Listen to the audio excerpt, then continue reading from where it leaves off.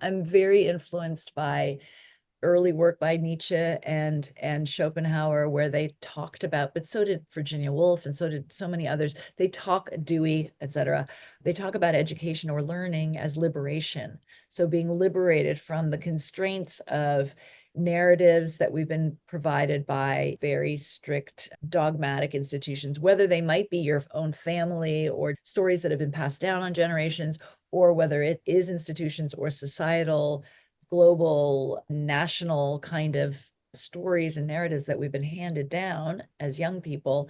And then many of these young people are just have no sense that they have choice and freedom to live out the narratives that they themselves can co-create with other people around them. So I think about education and learning in an optimal context is a process of liberating oneself from constraints and understanding the extent to which you can flexibly move from one story to another as you see fit, as your intuitions see fit, as others around you see fit.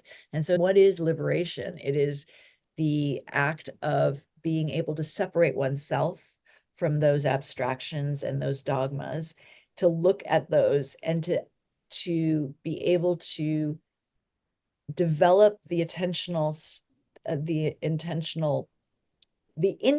attentional style through which you can cultivate a way of observing, separating, and then choosing for oneself what you want to live. Because we do live stories, but we often don't choose those stories that we live, and we often don't have the tools to understand how to observe and analyze those that are best suited for us, right? And that really requires our ability to separate ourselves from those narratives and then watch what they do to us, and then experiment with new ones and see what that feels like in our bodies, and then choose to live out the ones that feel most useful and abundant and create vitality and some sort of alignment with those around you as well.